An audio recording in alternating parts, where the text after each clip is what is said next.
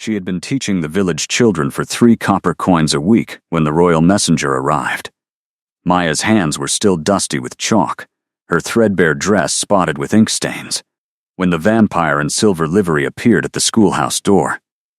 The dozen human children scattered like sparrows, their lesson on arithmetic forgotten. The messenger's eyes swept the cramped room with its cracked slate boards and rickety benches before landing on Maya. "You are the teacher who knows the hand language," he stated rather than asked. His voice carried the peculiar flatness of someone delivering memorized instructions. Maya's heart hammered against her ribs. She'd heard the stories. Vampires didn't visit the outer villages unless someone had broken the tithe laws or crossed the territorial boundaries. Her mind raced through the past weeks, searching for any transgression she might have committed. "I know some sign language, yes," she managed, her voice steadier than she felt. "My younger sister was born deaf. I learned to speak with my hands so she wouldn't be alone in silence." The messenger's expression didn't change. "You will come with me to the palace. King Theron requires your services." It wasn't a request. The palace. She had never seen it except as a dark silhouette against the mountains, all spires and shadows that seemed to swallow the moonlight. Stories said King Theron ruled with ice in his veins and winter in his eyes, that he'd lost his queen to the wasting sickness 5 years ago, and had barely spoken since except to issue commands, that he had twin children no one ever saw. Before Maya could ask what services a vampire king could possibly need from a human teacher earning copper coins, the messenger added, "You have 1 hour to gather your belongings. The king does not wait." Her tiny room behind the schoolhouse held little worth gathering. 3 dresses, all faded. A few books salvaged from the manor house where she'd worked before it burned, her sister's old shawl that still smelled faintly of lavender. She wrapped them in a cloth bundle with trembling hands, said goodbye to Mrs. Chen who ran the village shop, and climbed into the messenger's carriage before her courage could fail her. The journey took 4 hours through forest roads that grew progressively darker. As if the trees themselves bowed away from the palace's presence, Maya watched the landscape change from farmland to wild woods, her stomach twisting tighter with each mile. What could the king want with sign language? The question circled her mind like a trapped bird. The palace emerged from the darkness all at once, vast and beautiful and terrifying. White stone that seemed to glow in the starlight, windows like watching eyes, towers that pierced the sky. The carriage pulled into a courtyard where fountains splashed and night-blooming flowers released their perfume into the cold air. Everything whispered of wealth that could buy kingdoms, a stark contrast to the village where children learned to write in the dirt because paper cost too much. A woman in black silk met her at the entrance, her face pale and ageless in the way of old vampires. "I am Celeste, the head of household," she said, her voice crisp. "You will be taken to the king immediately. He is expecting you." Maya barely had time to smooth her wrinkled dress before she was ushered through corridors of marble and gold, past tapestries that probably cost more than her entire village earned in a year. Servants in fine livery paused to watch her pass, their expressions ranging from curiosity to pity. She felt like a sparrow that had flown into a cathedral, small and out of place, and utterly lost. The throne room doors opened to reveal a space so vast her breath caught. Vaulted ceilings disappeared into shadow. Pillars carved with ancient runes supported arches that framed walls hung with battle standards and ancestor portraits. At the far end, on a throne of black stone, sat King Theron. He was younger than she expected, perhaps 30 in appearance though he'd ruled for over a century. Dark hair fell to his shoulders, framing a face that could have been carved from marble, all sharp cheekbones and stern mouth.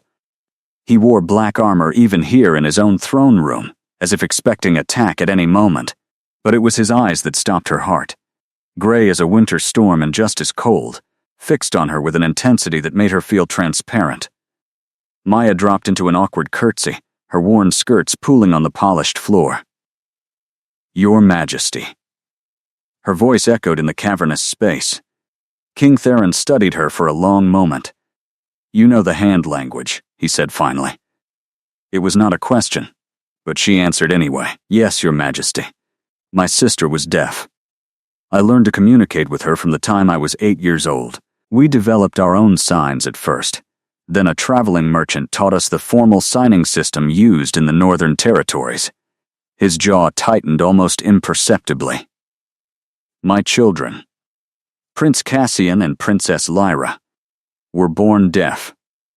5 years old now. They have had tutors, specialists, even healers brought from across the realm. Nothing has given them their hearing. The sign language tutors we've hired have been inadequate, treating my children as defective rather than different." His voice remained level, but Maya heard the thread of steel beneath it, the rage of a father who'd watched his children suffer. "They've been isolated," he continued, standing from his throne. Each movement was controlled, predatory grace barely contained. They cannot communicate with most of the palace staff. They cannot tell me when they're hurt or afraid or happy. I watch them sign to each other in their own invented language, and I understand nothing." His eyes met hers again, and she saw something raw in their depths before his expression shuddered. "You will teach them proper sign language. You will teach me. You will teach my household staff. And you will do it as if their lives depend on it. Because in many ways, they do." Maya's mind reeled. The weight of his expectation pressed down on her like a physical thing. "Your Majesty, I'm honored, but I'm just a village teacher. I've never worked with royal children, or in a palace setting. Surely there are more qualified people who could help." The king descended from his throne, each step deliberate. When he reached her, she had to tilt her head back to meet his eyes. He was tall enough that she barely reached his shoulder, and this close she could see the faint shadows beneath his eyes, the tension in his jaw that spoke of sleepless nights and carried burdens. "Every expert I've brought has failed," he said quietly. "They see my children as a problem to be solved rather than people to be understood. They use methods that frighten Cassian and frustrate Lyra. One tried to force them to read lips, as if willpower alone could compensate for what they cannot hear. Another insisted on separating them, claiming their twin bond was preventing proper language development." His voice dropped even lower. "I watched my daughter cry silently because she had no way to tell anyone she missed her brother. That tutor was dismissed within an hour." Maya's heart clenched. She thought of her sister Arya, how the village children used to mock her, how even well-meaning adults would speak slowly and loudly as if volume could bridge the gap that hearing couldn't cross, how Arya's face had lit up the first time Maya had signed back to her, proving she wasn't alone in her silent world. "I understand," Maya said softly. "Communication isn't just about mechanics. It's about being seen and heard. Even without sound." Something flickered in the king's eyes. "Precisely." He turned, pacing toward the windows that overlooked his dark kingdom. "My children need someone who sees them as whole, not broken. Someone who understands that sign language isn't a consolation prize but a language as rich and complete as any spoken word." He paused, his broad shoulders tense beneath the armor. "I need someone who will treat them with patience and dignity. From what my messenger observed, you do exactly that with your village students." Maya felt heat creep up her neck. "Your messenger was watching me teach? For 3 weeks." The king's tone was matter of fact. "I don't trust my children to anyone without thorough investigation." He'd been watching her, investigating her. The thought should have felt intrusive, but instead she felt the weight of a father's desperate love. He'd left nothing to chance. "I'll do my best, Your Majesty," she said. "But I should be honest. I know basic sign language and can teach communication, but I'm not a formal educator of deaf children. I learned from necessity and love, not from books or institutions." "Then you have exactly what they need." He turned back to face her. "Now, as to your employment terms.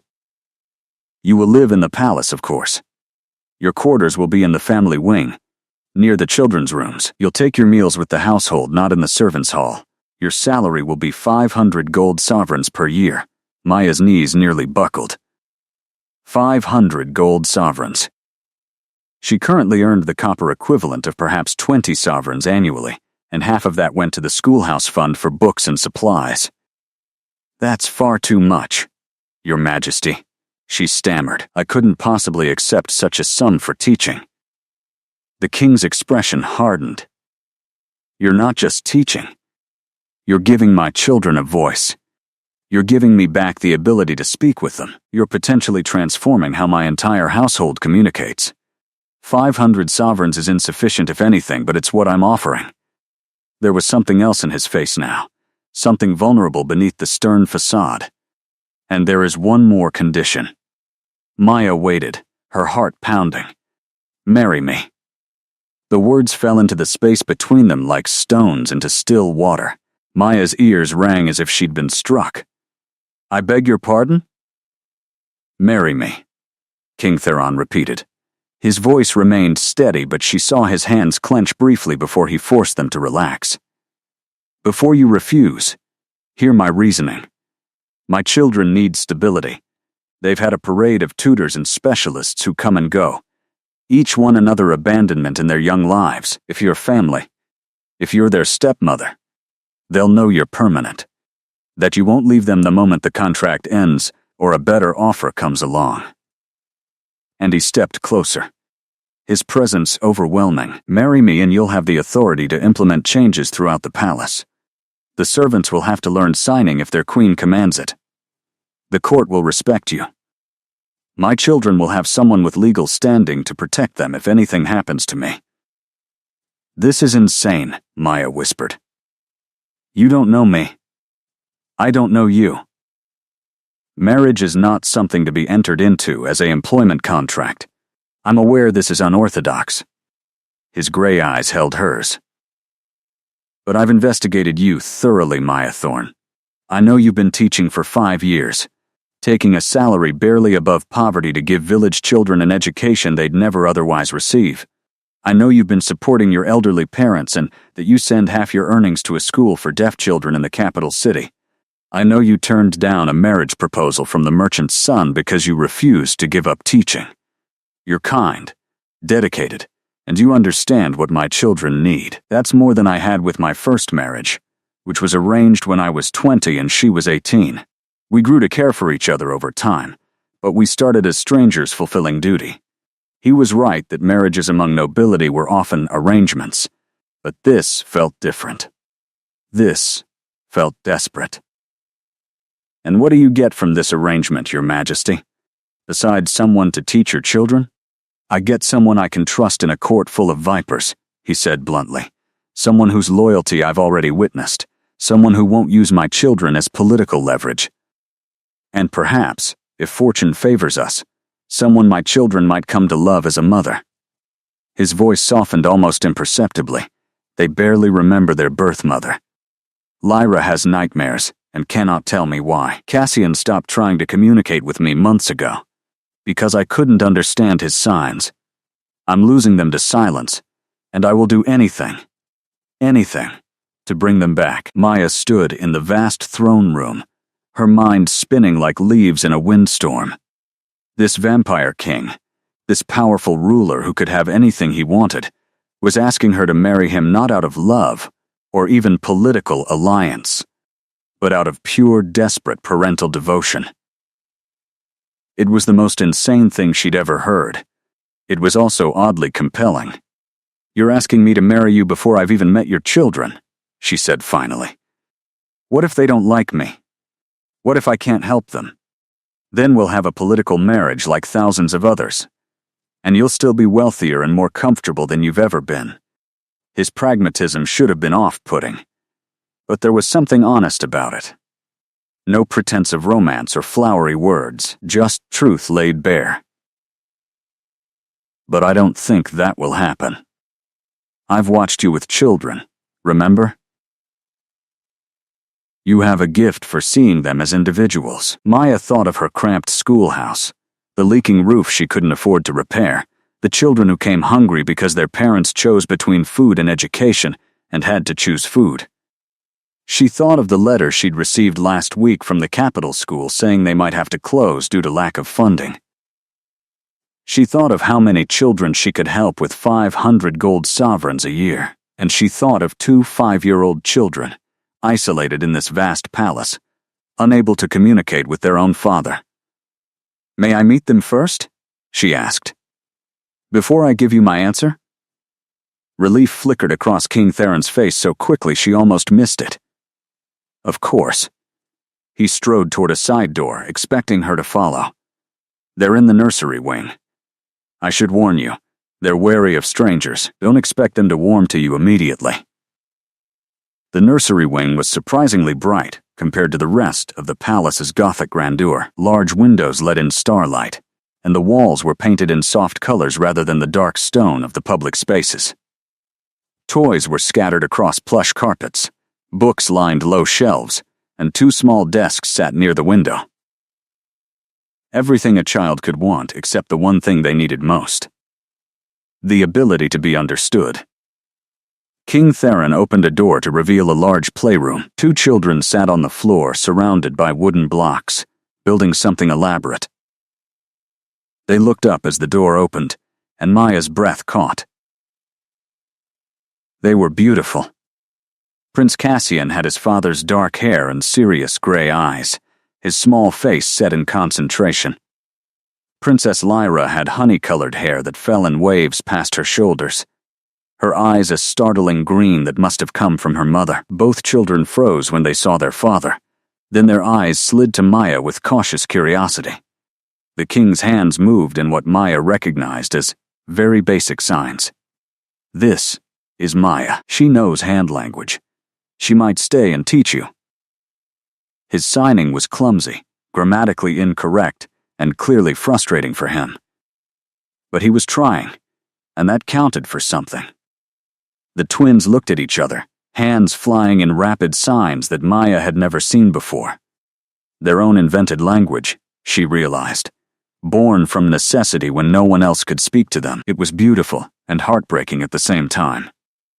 Maya stepped forward slowly, keeping her movements gentle and non-threatening. She knelt on the floor several feet away from them, giving them space.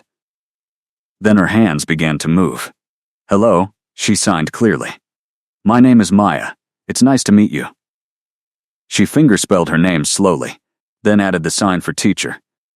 "I had a sister who was deaf. We talked with our hands too." Both children's eyes went wide.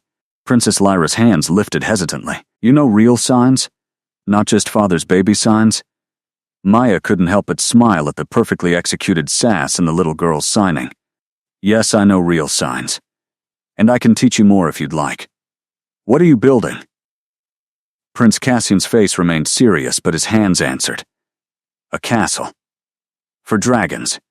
Lyra says dragons need tall towers to land on." His signing was fluid, natural, full of personality. "Do you like dragons?" Maya signed back. Both children nodded vigorously. Lyra's hands moved again. "Father says dragons are extinct, but we think some might be hiding. Do you think dragons could be hiding?" "It's a reasonable theory," Maya signed. "Dragons are very clever. If any survived, they would definitely hide from people who don't believe in them." Cassian studied her intently. "Are you going to try to make us talk with our mouths?" Another tutor tried to make me put my hands on her throat and copy the vibrations. I didn't like it. Maya's heart broke a little. "No," she signed firmly. "Sign language is a real language. It's not less than speaking. It's different, and it's beautiful, and it's yours. You don't need to change how you communicate. The world needs to change how it listens." Something shifted in both children's postures. The wariness didn't disappear entirely, but it softened. Lyra scooted a few inches closer. "Can you teach us the sign for butterfly? I saw one yesterday and didn't know how to tell father about it." Maya showed them the sign for butterfly, hands fluttering like delicate wings. Both children copied it, giggling silently at the motion. Then Cassian signed. "Can you teach father too? He tries, but he's very bad at it. No grammar. It's painful to watch." Maya had to suppress her laugh. "Yes, I can teach your father too. We'll make him better." Behind her, King Theron cleared his throat. "I'm standing right here. You realize I can see you signing about me." Lyra's hands moved quick as lightning. Then you should learn faster, so you know what we're saying. The little girl had sass for days, and Maya absolutely loved it. She spent the next hour with the twins, learning their invented signs and teaching them proper ones, playing their building game and earning small smiles. Cassian was methodical and serious, carefully executing each new sign multiple times to perfect it. Lyra was impulsive and creative, already modifying signs to suit her personal style. Both were clever, funny, and desperately hungry for communication. When Celeste came to tell them it was dinner time, both children's faces fell. Lyra's hands moved quickly. Are you leaving now? Like the others? They always leave after meeting us once. Maya's heart clenched. She looked at King Theron, who stood by the window watching his children with an expression of such raw longing it hurt to see. Then she looked back at the twins, these two small people who'd been isolated for so long, and made her decision. I'm not leaving, she signed. I'm going to stay and teach you. If you'll have me. Both children's faces lit up with hope so bright it was almost painful. Maya found King Theron in his private study an hour later, after the twins had been fed dinner and reluctantly agreed to prepare for bed. Celeste had shown her to guest quarters, sumptuous rooms that felt absurdly large compared to her tiny village space. But Maya couldn't rest until she'd given the king her answer. He looked up from his desk when she entered, his expression carefully neutral. You've decided. Yes. She closed the door behind her and approached his desk. It was covered in papers, maps, what looked like trade agreements and military reports, the weight of a kingdom spread across dark wood. I'll accept your proposal, but I have conditions of my own. Something that might have been surprise flickered in his eyes.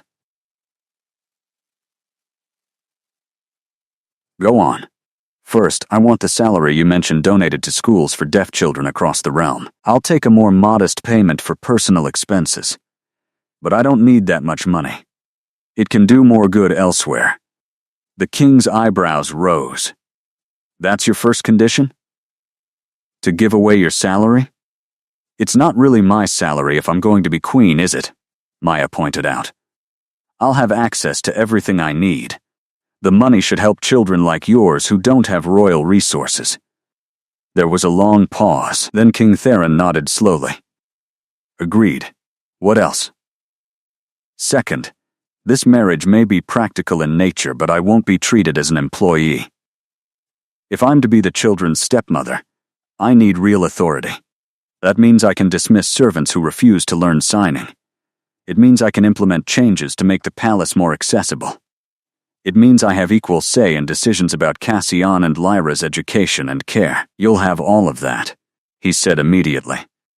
As queen consort, you'll have authority over the household. I'll make sure the court understands your word is law in matters concerning the children. Third, Maya continued, her courage building. I need to know you won't interfere if I need to make your children uncomfortable in order to help them grow. Good teaching sometimes means pushing boundaries.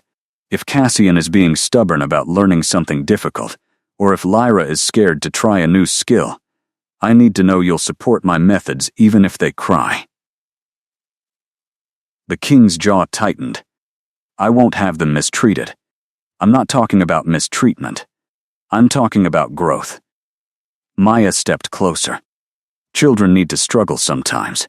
They need to fail and try again. They need adults who believe they can do hard things, not adults who coddle them because they're deaf. Your children are smart and capable, but they've been wrapped in cotton wool. That's not helping them. You want me to trust you to push them.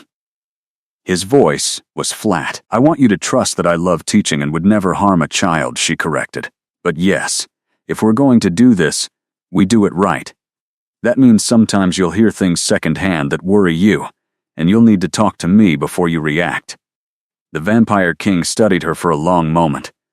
She held his gaze, refusing to back down. Finally, he said, Agreed. Anything else? One more thing. She took a breath.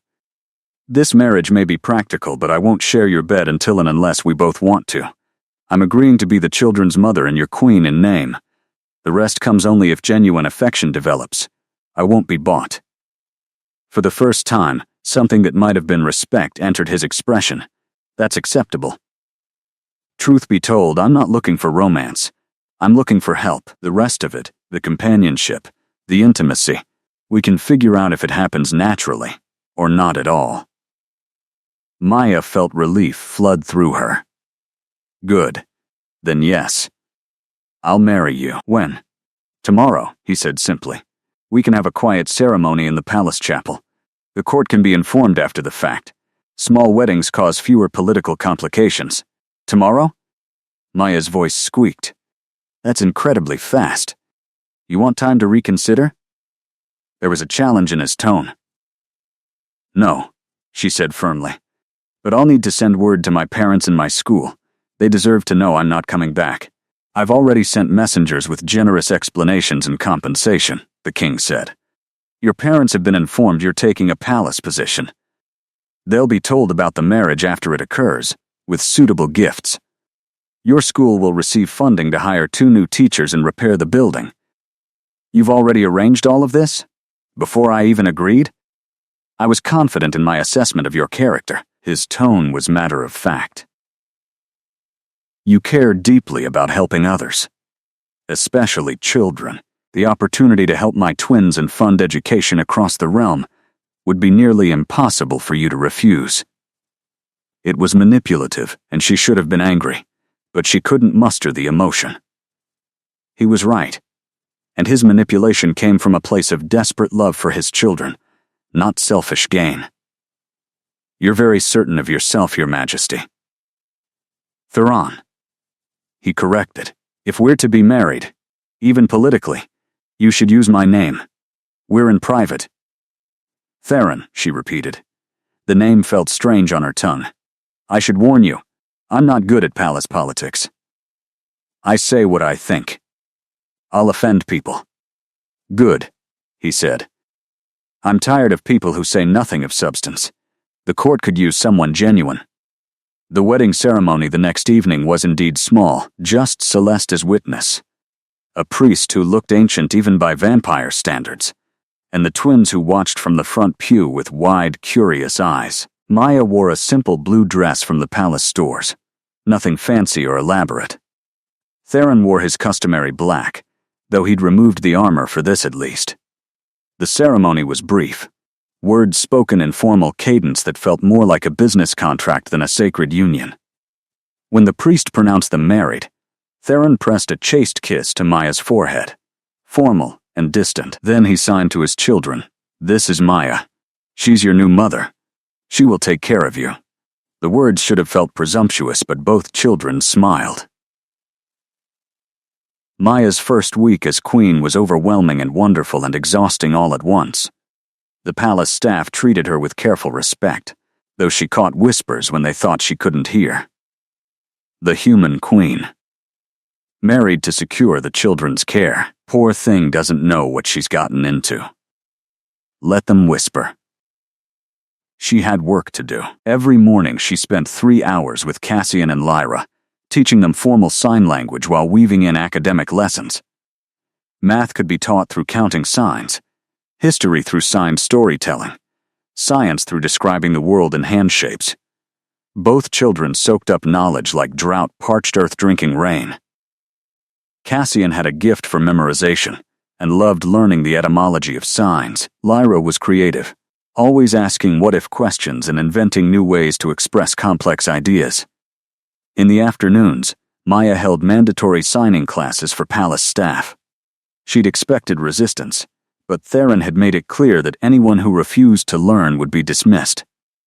The servants came, some eager, some reluctant, all gradually understanding that this wasn't optional. Within 3 weeks, basic signs were appearing throughout the palace.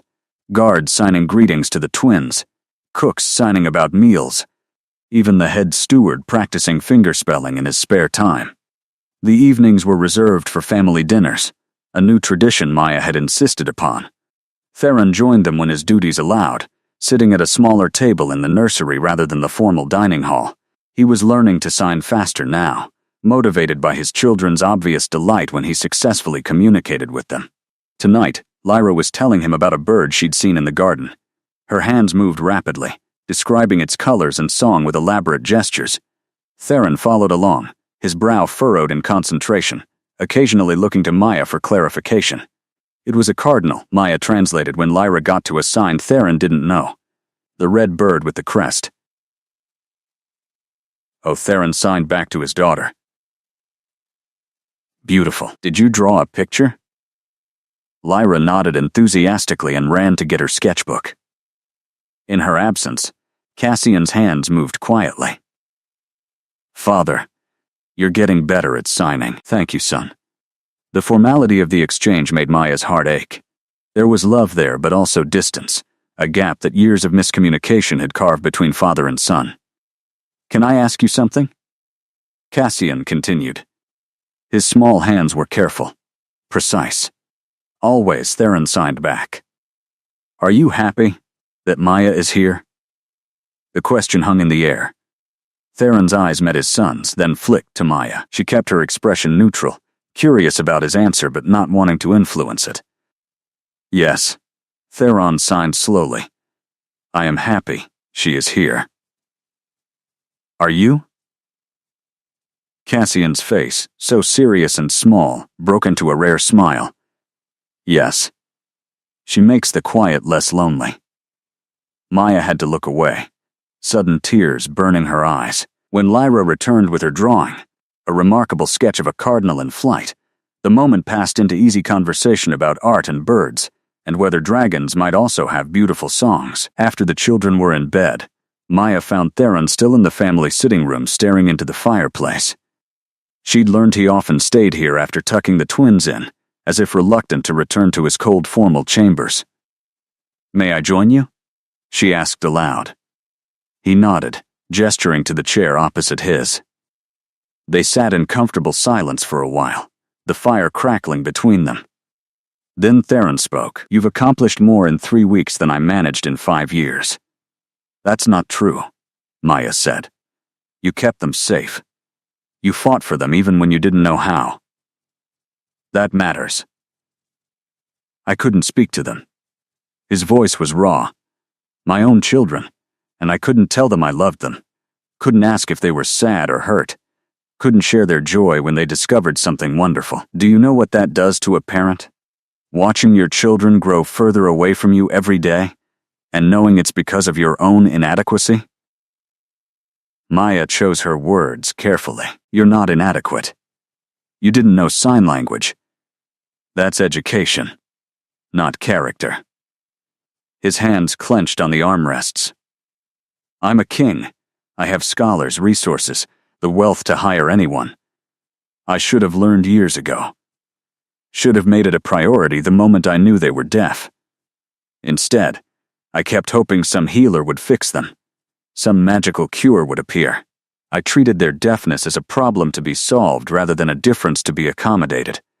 And that was wrong. There was self-loathing in every word. Maya understood then that this man, this powerful vampire ruler, carried enormous guilt. He blamed himself for his children's isolation, for every moment of loneliness they'd experienced. It was eating him alive. Theron, she said gently. Look at me, he did, his gray eyes meeting hers. You're learning now. You're changing now. That's what matters.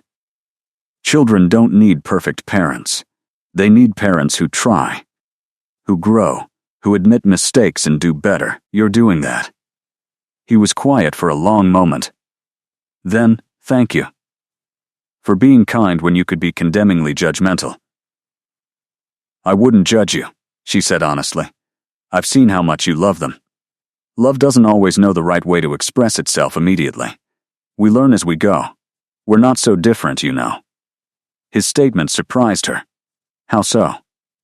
We both feel responsible for people we love. You with your students, your sister's memory. Me with my children, my kingdom. We both carry the weight of wanting to do right by them, and fearing we're not enough. Maya considered this. You're right. Though I have to say, my stakes are slightly lower than running a vampire kingdom. He almost smiled. The pressure is relative. You care about each child in your schoolhouse as deeply as I care about my realm. That's not lesser responsibility. It's differently shaped."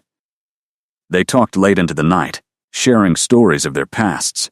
Maya learned that Theron had been a soldier before becoming king, that he'd never expected to rule but his older brother had died in battle, that he'd married his first wife out of duty but had grown to genuinely care for her, making her death 5 years ago devastating not just for the loss of a partner, but for the loss of the only person who truly understood the weight of his crown. That his children being born deaf had felt like a curse at first until he'd watched them develop their own language and realized they weren't broken, just different.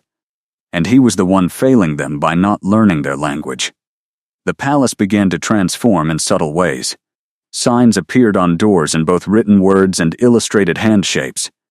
The library created a section of books about deaf culture and signing. The twins started joining certain court functions, no longer hidden away as if their deafness were something shameful. Maya watched these changes with satisfaction. But she knew deeper work remained. Cassian had nightmares most nights, waking in silent terror, unable to cry out. Lyra had an explosive temper when frustrated, throwing objects because she had no other way to express her overwhelming feelings. Both children struggled with emotional regulation, unsurprising given years of being unable to communicate their needs. And Theron, for all his progress with signing, still held himself at a careful distance from his children, as if afraid that getting too close would somehow hurt them again. One afternoon, Maya found Cassian sitting alone in the library, tears streaming down his face. He held a book about horses, one of his favorite subjects, but wasn't reading. She approached slowly, sitting beside him. "What's wrong?" she signed. His hands trembled as they moved. "I miss Mother. I don't remember her face anymore. Father has paintings, but they don't feel real. I just remember her smell like flowers and the way her hands felt. But I don't remember if she knew signs. Did she talk to me?" Maya's heart broke. She gathered the small boy into her arms, letting him cry silently against her shoulder. After a few moments, she signed, "Your mother loved you very much.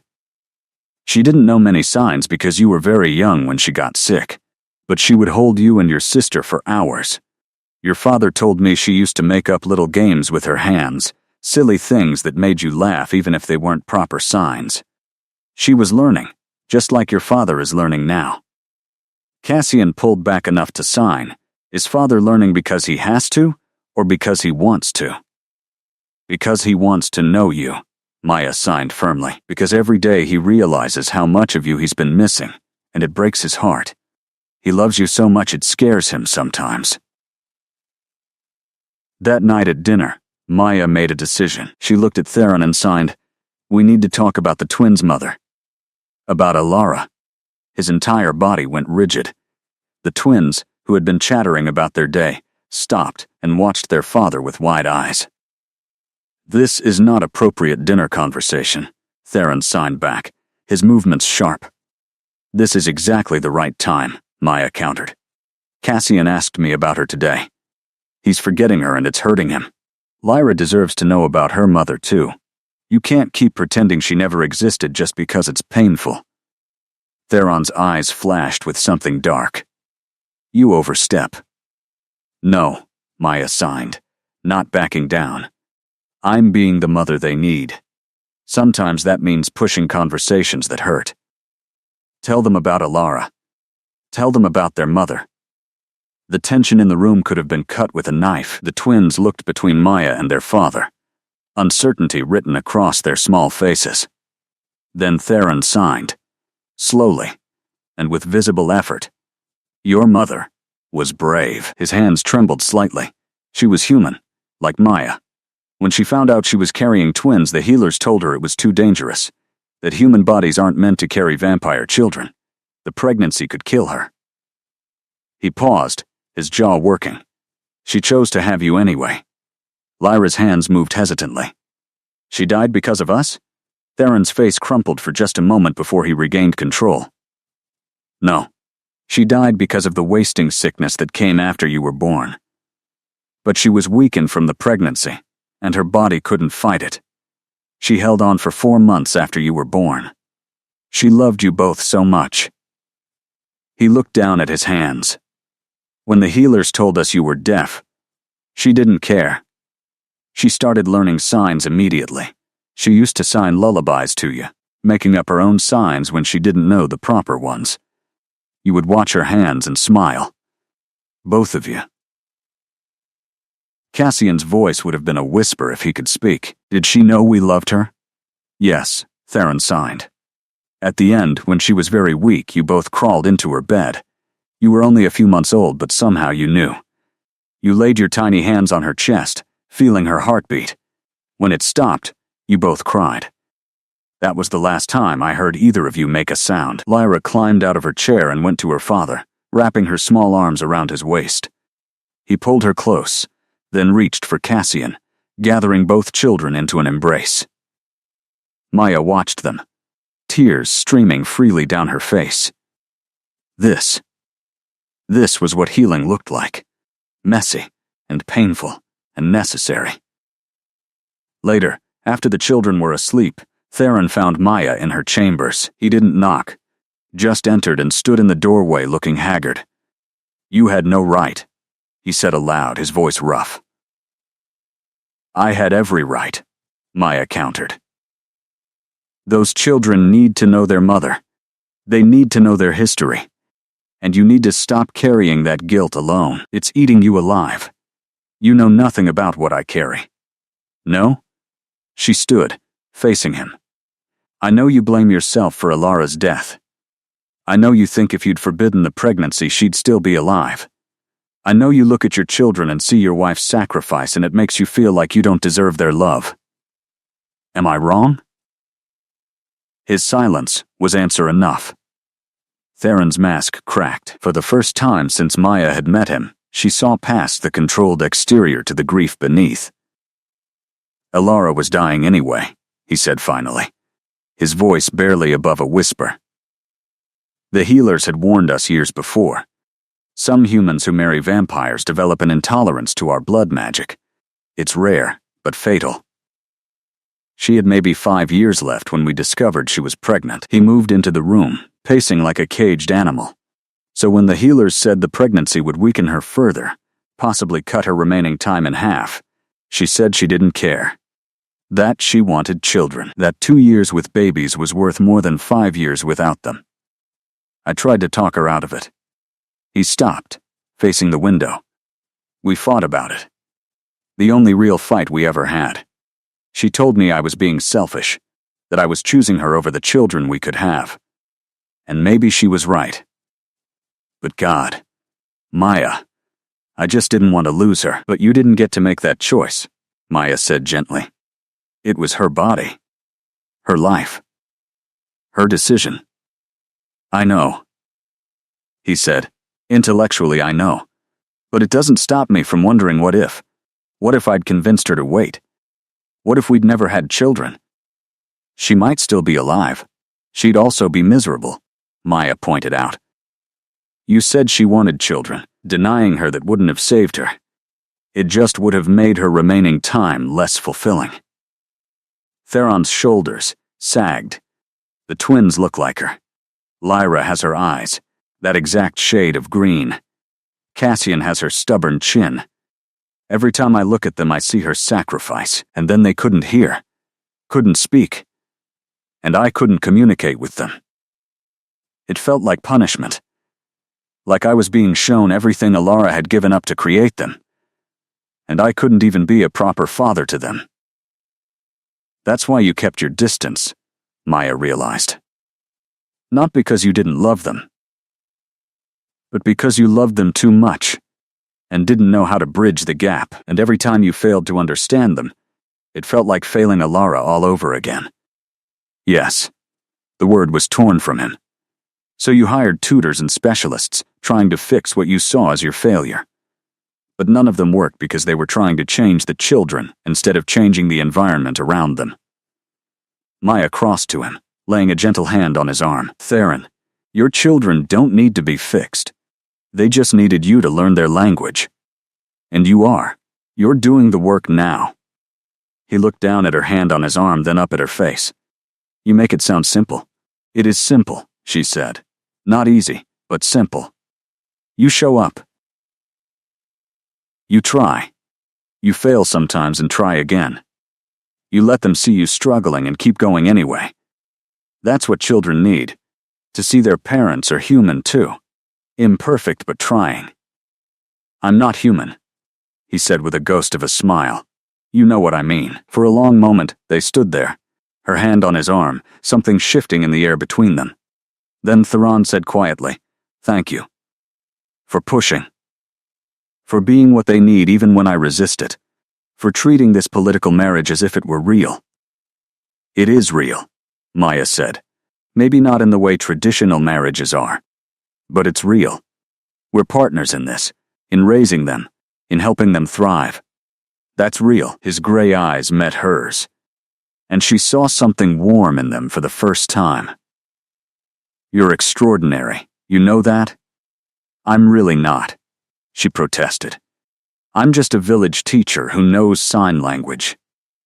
"No," he said firmly. "You're a woman who sees people others overlook, who fights for children who can't fight for themselves.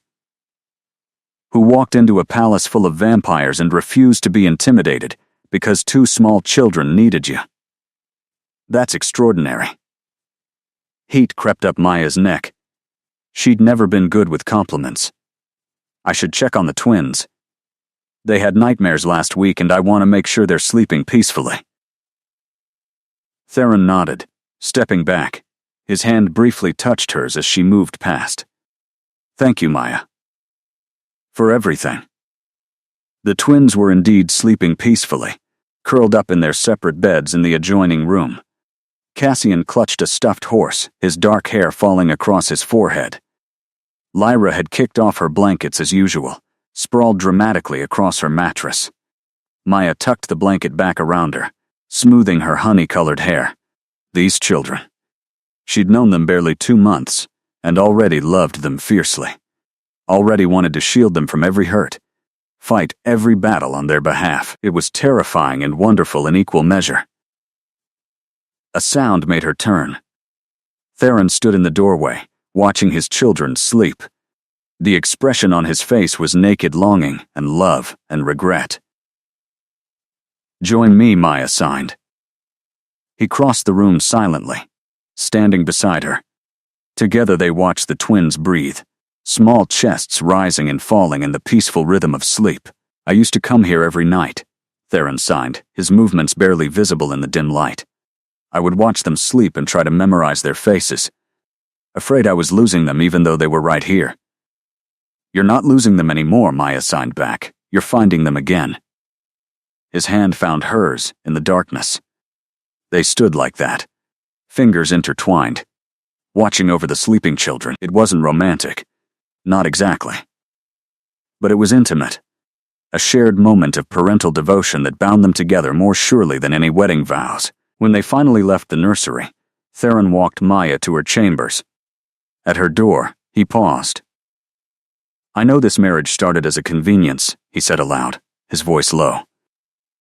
"But I want you to know I'm grateful for you. Not just for what you do for my children, but for who you are." Maya felt her heart skip. "That's the closest thing to a romantic sentiment you've said since we met." "Is it working?" He almost smiled. "Because I'm not very practiced at this."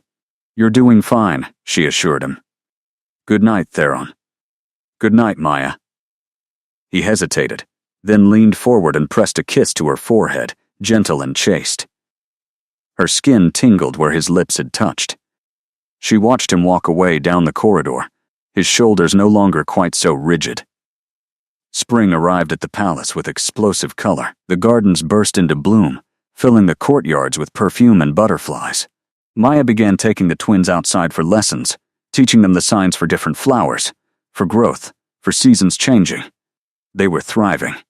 Cassian had started writing stories, elaborate tales about knights and dragons that he'd sign for anyone willing to watch. Lyra had discovered painting, creating vivid canvases that hung throughout the family quarters. Both children had grown confident, no longer shrinking from strangers but engaging with palace staff who'd learned to sign. And Theron. Theron had transformed from a distant formal father to someone who played with his children, who told them signed bedtime stories, who got down on the floor to see their creations. He still wasn't perfect at signing, still had to ask Maya for help with complex concepts, but his children no longer felt unknown to him.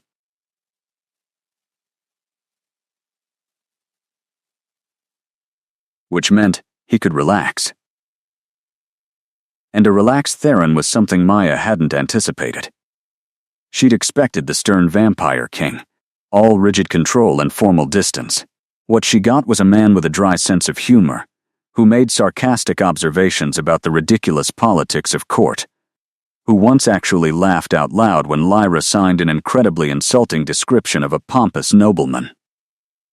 He was also, Maya was beginning to realize, quite handsome when he smiled. It happened gradually. Small moments that added up to something larger. The way he'd catch her eye across the dinner table when one of the twins said something particularly amusing. The way his hand would linger on her shoulder when he thanked her for something.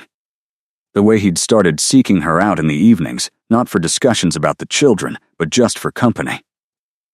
They'd sit together in the library or on the balcony, talking about everything and nothing. She learned about his childhood as a second son who never expected to rule. He learned about her village, her sister, her dreams of opening a school where all children, hearing or deaf, could learn together. The conversations grew deeper, more personal, more intimate even without physical touch. I never expected to care about someone again, Theron admitted one evening. They were in his study. Maya had brought him tea while he worked on Kingdom correspondence. After Alara died, I thought that part of me was finished. That I'd had my chance at love and lost it. And that was simply fate. Maya settled into the chair across from his desk. Love isn't a limited resource. You can love more than one person in a lifetime. I know, he said. But I didn't want to. It felt safer to stay closed off. Less painful. And now? Now I find myself thinking about you at the most inconvenient times. Her heart skipped. What kind of thoughts? He set down his quill, meeting her eyes. I think about the way you sign stories for the children. Your hands painting pictures in the air. I think about how you laugh at Lyra's jokes even when they're not particularly funny. Because you know she needs that validation. I think about how you pushed me to talk about Alara when I was hiding from the grief. I think about how you're brave and kind, and you see the best in people even when they don't deserve it. His voice dropped lower. I think about what it would be like to kiss you properly, not on the forehead like a political gesture, but like a man who's falling in love with his wife. Maya couldn't breathe. The air felt thick, charged with something electric. You're falling in love with me? I think I might be, he admitted. I know this complicates our arrangement. I know you agreed to a political marriage with clear boundaries. If you want to maintain those boundaries, I'll respect that. But I needed to be honest with you. I needed you to know that my feelings have changed. She stood, crossing to his side of the desk. He remained seated, looking up at her with an expression so open it made her chest ache. Theron, she said softly. Yes? My feelings have changed too. Something blazed in his eyes. Truly? She nodded. I didn't plan on this. I thought I was here just for the children. But then I saw you with them. Saw you trying so hard to be better for them. Saw you vulnerable and grieving and determined. And I realized you're not just the stern king I thought you were. You're a good man who's been carrying impossible weight alone. And I want to help you carry it, not because I have to, because I want to. His hand came up to cradle her cheek. His skin was cool against hers, his touch gentle despite his strength. May I kiss you? Please, she whispered. He stood, his other hand moving to her waist, pulling her close. Then his lips met hers, soft and questioning at first. When she responded, leaning into him, the kiss deepened. It was nothing like the chaste forehead kiss on their wedding day. This was real, This was want and affection, and the beginning of something that could become love. When they finally broke apart, both slightly breathless, Theron rested his forehead against hers. "This is unexpected," he murmured. "The best things usually are," Maya replied. They stood like that for a long moment, wrapped in each other, before a small sound made them both turn. Lyra stood in the doorway, her eyes wide and delighted. Her hands flew into motion. "Are you two kissing?" Finally, Cassian appears behind his sister. Father has been making moon eyes at Maya for weeks. It was getting embarrassing. Both adults felt their faces heat. The court noticed the shift in dynamics within days. Suddenly, King Theron and Queen Maya weren't just political partners, but something more. He'd touch her hand during court functions. She'd lean close to whisper something to him. They'd share private smiles across crowded rooms. Not everyone was pleased. Lady Cordelia, a vampire noblewoman who'd been vying for the king's attention for years, made her displeasure known through pointed comments about human queens and their limited lifespans. Lord Bastian questioned Maya's qualifications to influence policy. Several court members muttered about the impropriety of the king's affections being swayed by a commoner. The whispers reached a crescendo when Maya made a proposal to the council. She wanted to establish schools throughout the realm where deaf and hearing children could learn together.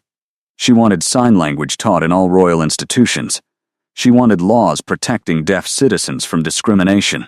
"It's too expensive," Lord Bastian argued during the council meeting. "The Treasury can't support such extensive educational reform." "We have the funds," Maya countered. "The question is whether we have the will. These are your citizens. They deserve equal opportunity to participate in society." "They're a tiny minority," Lady Cordelia interjected. "Surely they can simply adapt to the majority rather than expecting the entire realm to accommodate them." Maya felt her temper rise but kept her voice level. "My stepchildren are part of that minority.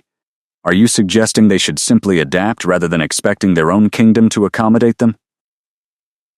The room went silent. Challenging Lady Cordelia directly was dangerous.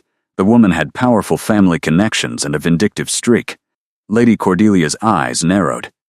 "I'm suggesting that perhaps the Queen's personal investment in this issue is clouding her judgment. Perhaps decisions about the realm shouldn't be made based on the needs of two children, however royal they may be." Theron's voice cut through the tension like a blade. "My wife's proposal is sound, and we will implement it. The cost is irrelevant. If this kingdom can afford golden chandeliers in every hall, it can afford to educate all its children." Debate ended, but the damage was done. As Maya left the council chambers, she overheard fragments of conversation. "She's using those children to gain power. The king is besotted and can't see clearly. How long before she pushes for more changes? The human queen won't last. They never do." The words stung more than Maya wanted to admit. That evening she found herself in the garden, sitting by the fountain, trying to process her swirling emotions. She'd known court politics would be difficult, but she hadn't anticipated how personal the attacks would feel. "Maya?" Theron's voice came from behind her. She turned to find him approaching, concern written across his face. "I'm fine," she said automatically. "You're not." He sat beside her on the stone bench. "I heard what Cordelia said. And the others. I'm sorry. You shouldn't have to defend yourself against such viciousness." "It comes with the position," Maya said, trying to sound unbothered. "Queens make decisions that upset people. I knew that. Yes, but there's a difference between political disagreement and personal attacks." He took her hand. "They're threatened by you, by the changes you're bringing, by the fact that I've fallen in love with you and they can't manipulate me through loneliness anymore." "You've said it," she realized. "That you love me. Is that all right?" His gray eyes searched hers. "Because I do love you, Maya. I love your compassion and your strength. I love how fiercely you protect my children. I love how you make me want to be better. I love you." Tears pricked her eyes. "I love you too. Even though this is complicated and terrifying and people are going to make our lives difficult because of it. I love you anyway." He kissed her then, tender and deep, as if trying to pour everything he felt into the gesture. When they broke apart, he said, "Let them whisper. Let them disapprove. You're my wife, my queen, and the mother of my children. No court gossip can change that. But what if they're right?" Maya's voice cracked. "What if I'm pushing too hard? Too fast? What if I'm using the children as justification for changes that benefit me personally?" "Are the changes good for the realm?" Theron asked. "Yes," she said immediately. "Deaf citizens deserve equal opportunity. Children deserve comprehensive education. These are basic rights, not special privileges. Then you're not wrong to push for them. The fact that you personally benefit doesn't make the cause less just. It makes you the right person to champion it because you understand it intimately." "But I'm human," Maya said quietly. The thing they're not saying out loud, but they're all thinking. "I'll age and die while you and the children stay young." "What happens then? Does everything I build fall apart because I'm not here to maintain it?" Theron's hand tightened on hers. "Then we make sure the changes are codified into law. Structural, not dependent on one person. And as for your mortality," he paused, his expression conflicted. "There are ways to extend human life when bound to vampire families. Blood bonds, magic, ancient rituals, if you wanted, when the time came. We could discuss options." Maya's heart raced. "You're talking about turning me." "Eventually.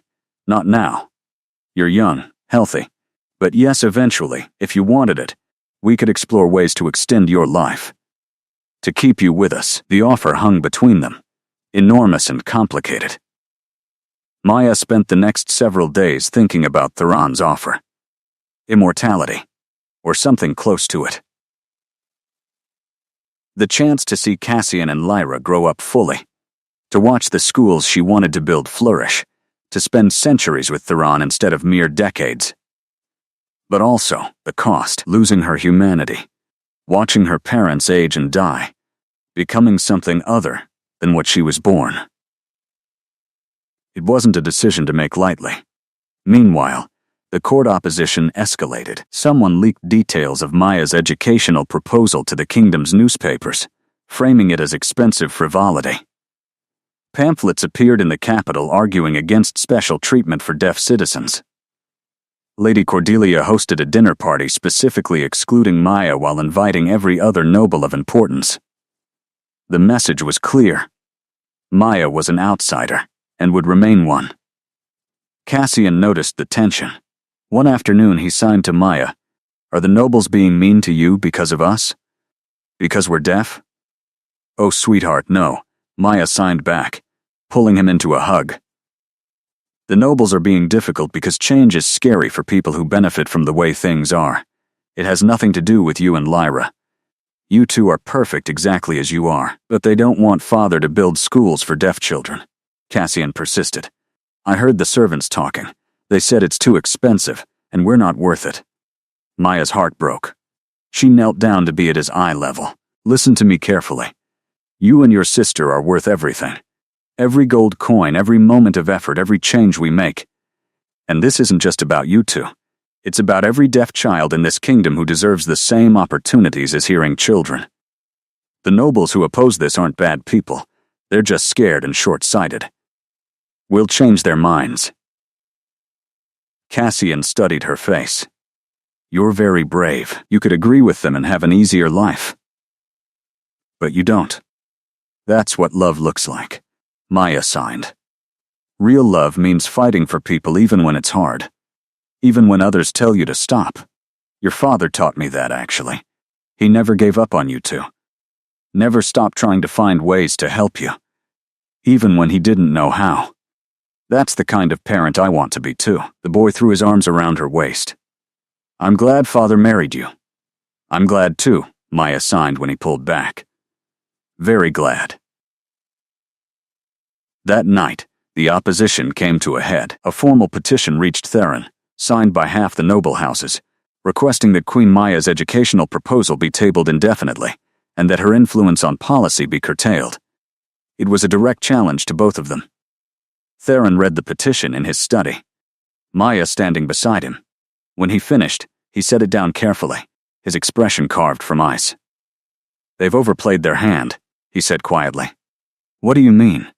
"These signatures include several houses that owe the crown significant debt, 3 lords who've been under investigation for tax fraud, and Lady Cordelia, who I happen to know has been embezzling from charitable funds for years."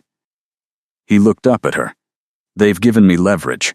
I can either accept this petition and let you be diminished, or I can crush them politically and make it clear that you have my complete support.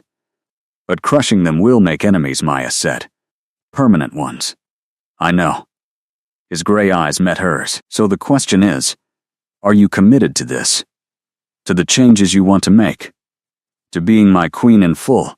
To facing down the opposition together? Because once I respond to this petition, there's no going back. We'll have declared war on the old guard." Maya thought about Cassian's question earlier, about whether the children were worth it.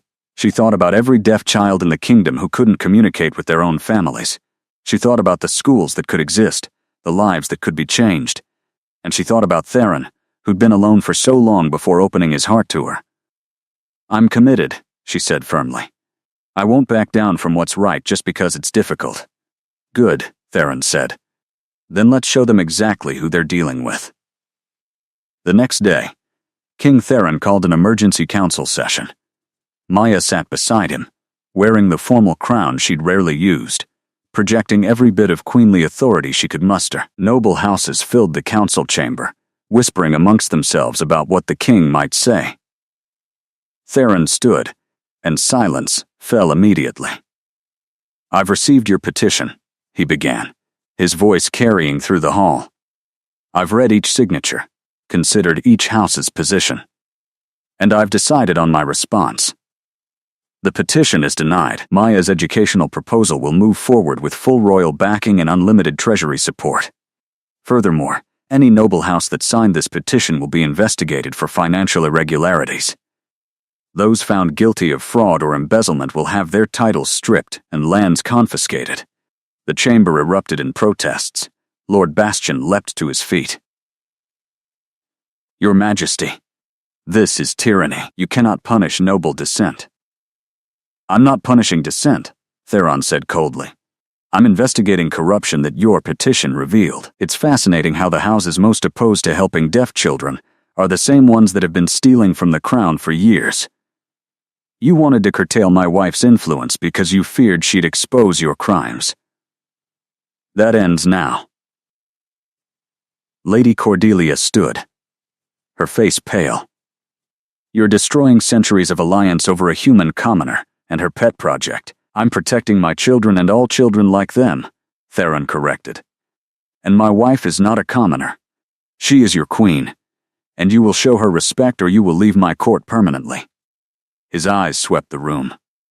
"Let me be absolutely clear. Queen Maya has my complete trust and confidence. Her policies are my policies. Her enemies are my enemies. Any attack on her will be treated as an attack on the crown itself. Choose your next moves very carefully." The political fallout was immediate and dramatic. 3 noble houses fled the court entirely, rather than face investigation. Lady Cordelia was found guilty of embezzlement and exiled to a remote estate with her titles revoked. Lord Bastian survived scrutiny, but lost considerable influence. The remaining nobles got the message loud and clear. Queen Maya was untouchable. But more importantly, the resistance crumbled. Once the corrupt opposition was removed, the remaining council members found they actually supported educational reform. Maya's proposal passed with overwhelming majority. Construction began on the first integrated school within a month. Teachers from across the realm were trained in sign language. Deaf citizens started appearing in positions of influence throughout the kingdom, no longer relegated to the margins. The transformation wasn't instant, but it was real. 6 months after the council confrontation, Maya stood in the courtyard of the first completed school, watching children of all abilities learning together. Deaf students signed to hearing classmates. Teachers used both spoken language and signs simultaneously. A little girl who reminded Maya of her sister was explaining mathematics to a classmate using hand shapes and dramatic gestures. It was everything she'd dreamed of. Theron's arms wrapped around her from behind, pulling her back against his chest. "Proud of yourself?" He murmured against her hair. "Proud of us," she corrected. "You made this possible. I just had the idea. You wielded the power to implement it. That's partnership." They stood like that, watching the children play, until small hands tugged at Maya's skirt. She looked down to find Cassian and Lyra, now 6 years old and growing so fast it made her heart ache. "Come play with us," Lyra signed enthusiastically. "We're teaching the new students about dragons." Allegedly teaching them about dragons, Cassian corrected with his usual precision. "We're actually making them up as we go along." "Close enough," Lyra signed with a dramatic eye roll. Maya laughed and let the twins pull her toward the group of children. Theron followed, his expression soft with contentment. For the next hour, the king and queen of the vampire realm sat on the ground with students, signing stories about dragons and knights, listening to children's ideas, answering questions about castle life and whether vampires really slept in coffins, which, no, they did not. That was a ridiculous myth. As the sun began to set, painting the sky in shades of orange and gold, Maya gathered the twins for the journey back to the palace. Both children were exhausted from playing, their clothes grass-stained and hair wild. Perfect. In the carriage, Lyra climbed into Maya's lap while Cassian leaned against his father. Both were drowsing, the day's excitement catching up with them. Maya met Theron's eyes over their heads, and he smiled, genuine and warm and full of love. "This is everything," she signed one-handed, careful not to disturb Lyra. Family. Purpose. Change that matters. I never imagined I could have all of this. "You deserve all of this and more," Theron signed back.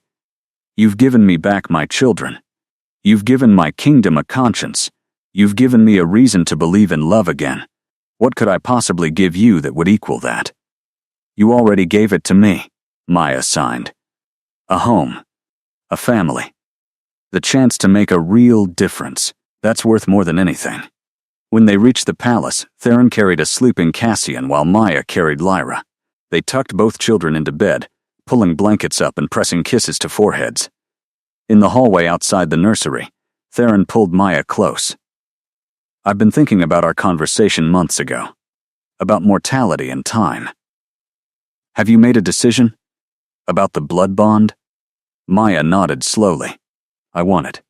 Not now, but eventually. I want to see these children grow up. I want to finish the work we started. And I want to spend my life, however long that becomes, with you." "Are you certain? Because once it's done, there's no reversal. You'll be bound to me, to vampire magic, for centuries." "I'm certain," Maya said firmly. "I choose this family. I choose this life. I choose you." He kissed her then, deep and tender and full of promise. When they finally broke apart, both breathless, he whispered, "Thank you for taking a chance on a desperate vampire king and his children." "Thank you for seeing worth in a poor village teacher," Maya countered. "Though I think we can both agree this turned out better than either of us expected." "Much better," he agreed. He took her hand, leading her toward their shared chambers. They'd been married almost a year now, and the political arrangement had transformed into something real and deep and unshakable. Tomorrow they'd face whatever challenges the kingdom presented. Tomorrow there would be more schools to build, more policies to implement, more opposition to face down. But tonight, they had each other, and the quiet knowledge that they'd built something beautiful from an impossible beginning. Years later, when historians wrote about the reign of King Theron and Queen Maya, they'd note the educational reforms, the expansion of rights for deaf citizens, the schools that spread across the realm. They'd document the political battles and the transformed court, but they'd miss the most important part. The story of two people who'd agreed to a marriage of convenience and discovered that love could grow in the most unexpected places. The story of two children who'd been isolated and found their voices through sign and story. The story of a family formed not by blood alone, but by choice and courage and commitment. In the nursery, Cassian and Lyra slept peacefully, dreaming of dragons and adventures, and a world that was finally learning to listen. And in their chambers, Theron and Maya held each other close, grateful beyond words for the accident of spilled wine and desperate proposals and love that defied expectations. The Vampire King had proposed on the spot to keep a poor teacher near his children, but what he'd gained was infinitely more. He'd gained a partner, a love, a future full of hope, and Maya, who'd only wanted to help 2 isolated children, had gained a family and a kingdom and a love that would last for centuries. All because she'd known sign language and had the courage to use it when it mattered most.